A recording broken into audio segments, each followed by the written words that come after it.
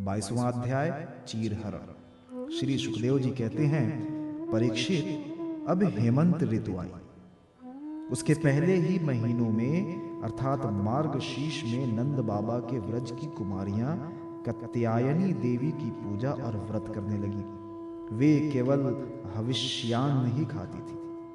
राजन, वे कुंवारी कन्याएं पूर्व दिशा का क्षितिज लाल होते होते यमुना जल में स्नान कर लेती और तट पर ही देवी की बालुकामयी मूर्ति बनाकर सुगंधित चंदन, फूलों के हार, भांति भांति के नैवेद्य, धूप, दीप, छोटी बड़ी भेंट की सामग्री, पल्लव, फल और चावल आदि से उनकी पूजा करती।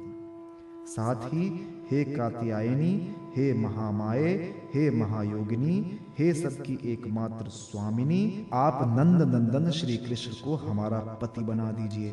देवी, हम आपके चरणों में नमस्कार करती हैं। इस मंत्र का जप करती हुई वे कुमारियां देवी की आराधना करती।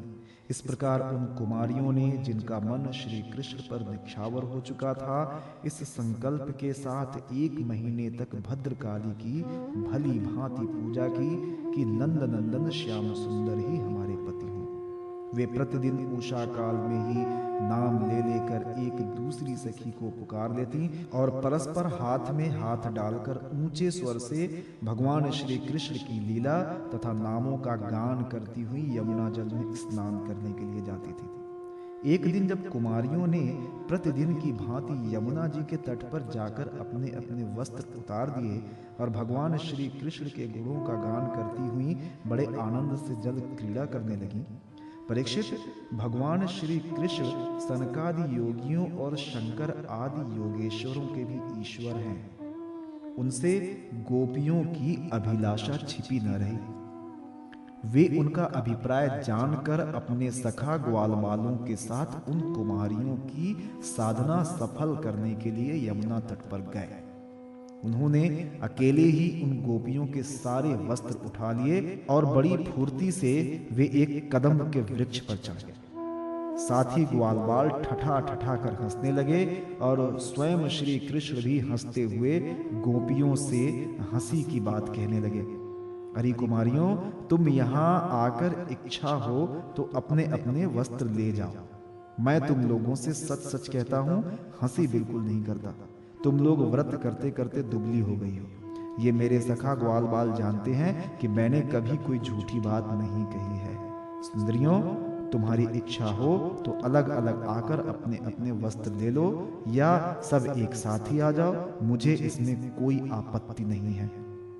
भगवान की ये हंसी मस्खरी देखकर गोपियों का हृदय प्रेम से सराबोर हो गया। वे तनिक सकुचाकर एक दूसरी की ओर देखने और मुस्कुराने लगे।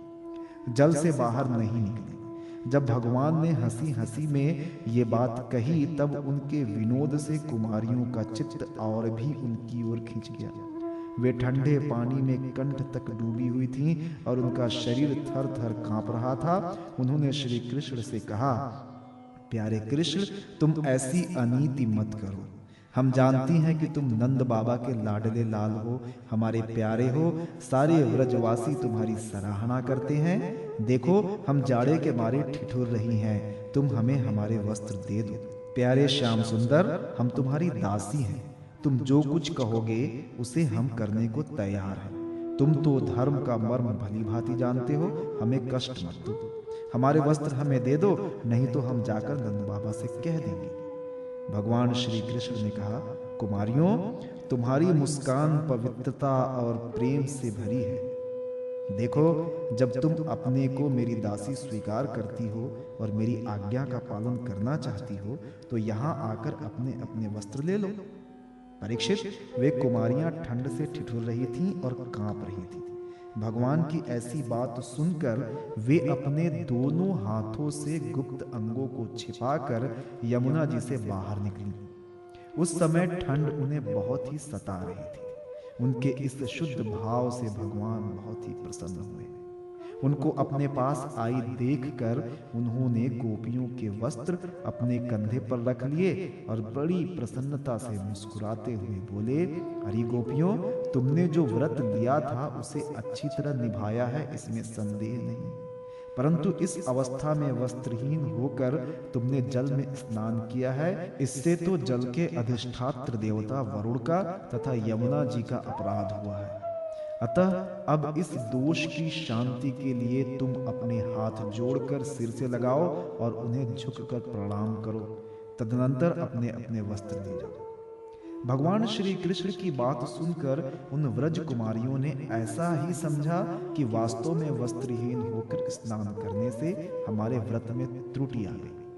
अतः उनकी निर्विघ्न पूर्ति के लिए उन्होंने समस्त कर्मों के साक्षी श्री कृष्ण को नमस्कार किया, क्योंकि उन्हें नमस्कार करने से ही सारी त्रुटियों और अपराधों का मार्जन हो जाता है। जब यशोदा नंदन भगवान श्री कृष्ण ने देखा कि सब की सब कुमारियां मेरी आज्ञा के अनुसार प्रणाम कर रही हैं, तब वे बहुत ही प्रसन्न हुए। उनके हृदय में करुणा उमड़ आई और उन्होंने उनके वस्त्र दे दिए। प्रिय परीक्षित, श्री कृष्ण ने कुमारियों से छल भरी बातें की, उनका लज्जा संकोच छुड़ाया, हंसी की और उन्हें कठपुतलियों के समान नचाया, यहाँ तक कि उनके वस्त्र तक हर लिए, फिर भी वे उनसे रुष्ट नहीं हुई। उनकी इन चेष्टाओं को दोष नहीं माना, बल्कि अपने प्रियतम के संग से वे और भी प्रसन्न हुई। परीक्षित, गोपियों ने अपने अपने वस्त्र पहन लिए, परंतु श्री कृष्ण ने उनके चित्त को इस प्रकार अपने वश में कर रखा था कि वे वहां से एक पग भी न चल सकी। अपने प्रियतम के समागम के लिए सज कर वे उन्हीं की ओर लजीली चितवन से निहारती रही। भगवान श्री कृष्ण ने देखा कि उन कुमारियों ने उनके चरण कमलों के स्पर्श की कामना से ही व्रत धारण किया है और उनके जीवन का यही एकमात्र संकल्प है। तब गोपियों के प्रेम के अधीन होकर उखलतक में बंध जाने वाले भगवान ने उनसे कहा, मेरी परम प्रेयसी कुमारियों, मैं तुम्हारा यह संकल्प जानता हूं कि तुम मेरी पूजा करना चाहती हो। मैं तुम्हारी इस अभिलाषा का अनुमोदन करता हूं। तुम्हारा यह संकल्प सत्य होगा, तुम मेरी पूजा कर सकोगे। जिन्होंने अपना मन और प्राण मुझे समर्पित कर रखा है, उनकी कामनाएं उन्हें सांसारिक भोगों की ओर ले जाने में समर्थ नहीं होती। ठीक वैसे ही जैसे भुने या उबाले हुए बीज फिर अंकुर के रूप में उगने के योग्य नहीं रह जाते, इसलिए कुमारियों, अब तुम अपने अपने घर लौट जाओ। तुम्हारी साधना सिद्ध हो गई है। तुम आने वाली शरद ऋतु की रात्रियों में मेरे साथ विहार करोगे। सतियों, इसी उद्देश्य से तो तुम लोगों ने ये व्रत और कात्यायनी देवी की पूजा की थी। श्री सुखदेव जी कहते हैं, परीक्षित, भगवान की आज्ञा पाकर वे कुमारियां भगवान श्री कृष्ण के चरण कमलों का ध्यान करती हुई जाने की इच्छा न होने पर भी बड़े कष्ट से व्रज में गईं। अब उनकी सारी कामनाएं पूर्ण हो चुकी थी। प्रिय परीक्षित, एक दिन भगवान श्री कृष्ण बलराम जी और ग्वाल बालों के साथ गौवें चराते हुए वृंदावन से बहुत दूर निकल गए। ग्रीष्म ऋतु थी, सूर्य की किरणें बहुत ही प्रखर हो रही थीं, परंतु घने घने वृक्ष भगवान श्री कृष्ण के ऊपर छत्ते का काम कर रहे थे। भगवान श्री कृष्ण ने वृक्षों को छाया करते देख स्तोक कृष्ण, अंशु, श्रीदामा, सुबल, अर्जुन, विशाल, ऋषभ, तेजस्वी, देवप्रस्थ और वरुथप आदि ग्वाल बालों को संबोधन करके कहा, मेरे प्यारे मित्रों, देखो ये वृक्ष कितने भाग्यवान हैं। इनका सारा जीवन केवल दूसरों की भलाई के लिए ही है। ये स्वयं तो हवा के झोंके, वर्षा, धूप और पाला सब कुछ सहते हैं, परंतु हम लोगों की उनसे रक्षा करते हैं। मैं कहता हूं कि इन्हीं का जीवन सबसे श्रेष्ठ है, क्योंकि इनके द्वारा सब प्राणियों को सहारा मिलता है।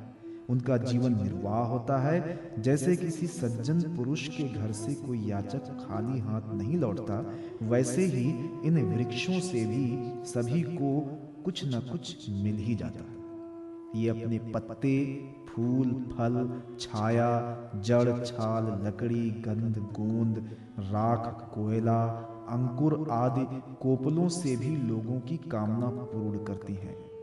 मेरे प्यारे मित्रों, संसार में प्राणी तो बहुत हैं, परंतु उनके जीवन की सफलता इतने में ही है कि जहां तक हो सके अपने धन से, विवेक विचार से, वाणी से और प्राणों से भी ऐसे ही कर्म किए जाएं जिनसे दूसरों की भलाई हो।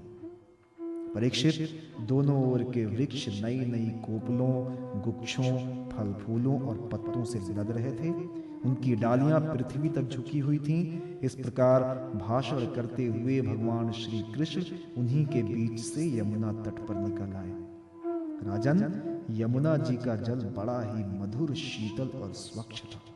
उन लोगों ने पहले गौओं को पिलाया और इसके बाद स्वयं जी भर कर स्वादु जल का पान किया। परीक्षित, जिस समय वे यमुना जी के तट पर हरे भरे उपवन में बड़ी स्वतंत्रता से अपनी गौवें चरा रहे थे, उसी समय कुछ भूखे ग्वालों ने भगवान श्री कृष्ण और बलराम जी के पास आकर ये बात